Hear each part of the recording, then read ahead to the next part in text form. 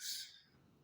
In thinking of the mind and its activities, we are accustomed to the general idea that the mental processes are chiefly those of intellect, reason, thought.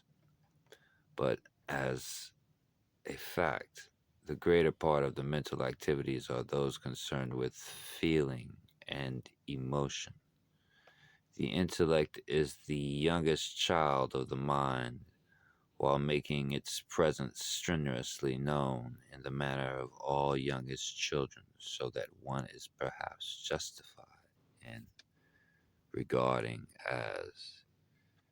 it as the whole thing in the family.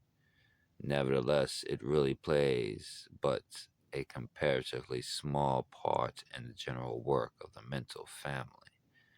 The activities of the feeling side of the life of greatly outnumbered those of the thinking side, are far stronger in their influence and effect as a rule, and in fact, so color the intellectual processes unconsciously as to constitute their distinctive quality, except in the case of a very few advanced thinkers. But there is a difference between feeling and emotion, as the terms are employed in psychology. The former is the simple phrase or phase, the latter, the complex. Generally speaking, the resemblance or difference is akin to that existing between sensation and perspective, as explained in a previous chapter, beginning with the simple in order, later on to reach the complex. We shall now consider that which is known as simple feeling. The term feeling, as used in this connection in psychology, has been defined as the simple, agreeable, or disagreeable side of any mental state. These agreeable or disagreeable sides of mental states are quite distinct from the act of knowing, which accompanies them. One may perceive and thus know that another is speaking to him and be fully aware of the words being used and of their meaning. Ordinarily, and so far as pure thought processes are concerned, this would complete the mental state. But we must reckon on the feeling side as well as on the thinking side of the mental state. Accordingly, we find that the knowledge of the words of the other person and the meaning thereof results in a mental state, agreeable or disagreeable. In the same way, the reading of the words of a book, the hearing of a song, or a sight or scene perceived may result in a more or less strong feeling, agreeable or disagreeable.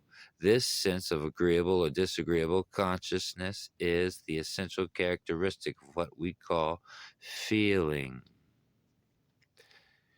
It is very difficult to explain feeling except in its own terms. We know very well what we mean or what another means when it is said that we or he feels sad or has a joyous feeling or a feeling of interest. And yet we shall find it very hard to explain the mental state except in terms of feeling itself. Our knowledge depends entirely upon our previous experience of the feeling. As an authority says, if we have never felt pleasure, pain, fear, or sorrow, a quarto volume cannot make us understand what such mental state is. Every mental state is not distinguished by strong feeling. There are certain mental states which are concerned chiefly with intellectual effort and in which all trace of feeling seems to be absent. unless, as some have claimed, the feeling of interest or the lack of same is faint form from feeling of pleasure or pain. Habit may dull the feeling of a mental state until it is apparently neutral, but there is generally a faint feeling of like or dislike still left. The elementary forms of feeling are closely allied with those simple sensation, those of simple sensation. But experiments have revealed that there is a distinction in consciousness. It has been discovered that one is often conscious of the thought or the touch of a heated object before he is of the feeling or pain resulting from it. Psychologists have pointed out another distinction, namely, when we experience a sensation, we are accustomed to refer it to the outside thing, which is the object of it, as when we touch the heated object. But when we experience a feeling, we instinctively refer it to ourself, as when the heated object gives us pain.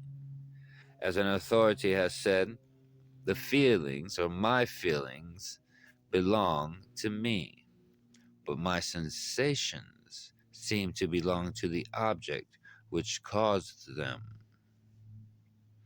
Another proof of the difference and distinction between sensation and feeling is the fact that the same sensation will produce different feelings in different persons experiencing the former, even in the same time, even at the same time. For instance, the same sight will cause one person to feel elated and the other depressed. The same words will produce a feeling of joy in one and a feeling of sorrow in another. The same sensation will produce different feelings in the same person at different times. An authority well says, you drop your purse and you see it lying on the ground as you stop to pick it up, with no feeling either of pleasure or pain.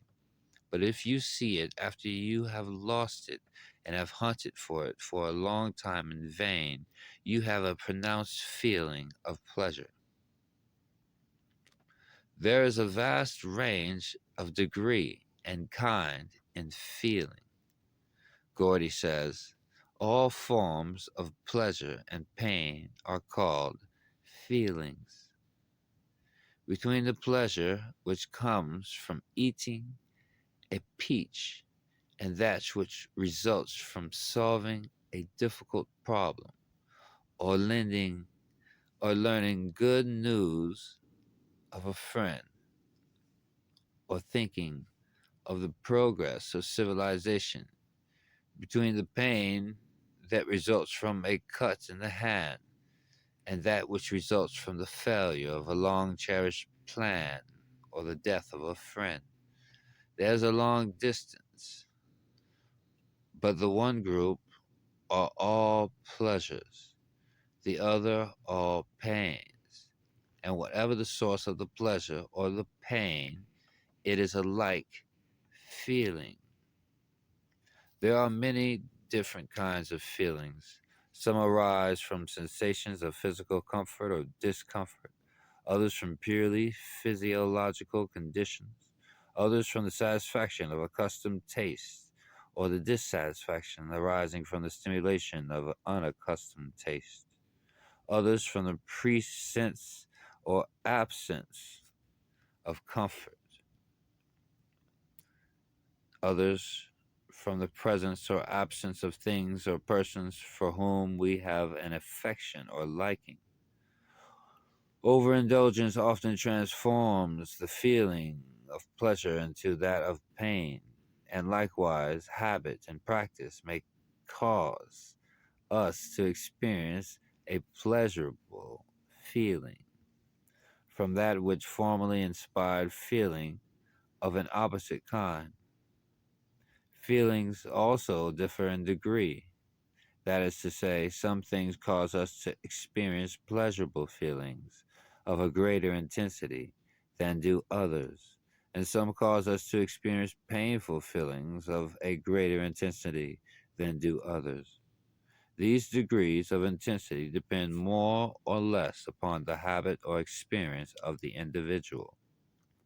As a general rule, feelings may be classified into 1, those arising from physical sensations, and 2, those arising from ideas. The feelings depending upon physical sensations arise either from inherited tendencies or inclinations or from acquired habits and experience. It is an axiom of the evolutionary school that any physical activity that has been a habit of the race long continued becomes an instinctive pleasure giving activity in the individual. For instance, the race for many generations was compelled to hunt, fish, travel, swim, etc., in order to maintain existence. The result is that we, the descendants, are apt to find pleasure in the same activities as sports, games, exercise, etc. Many of our tendencies and feelings are inherited in this way. To these, we have added many acquired habits of physical activity, which follow the same rule. In other words, that habit and practice impart more or less pleasurable feeling.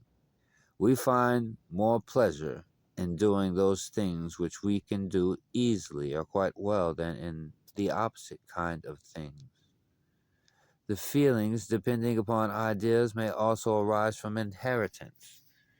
Many of our mental tendencies and inclinations have come down to us from the past. There are certain feelings that are born in one without a doubt.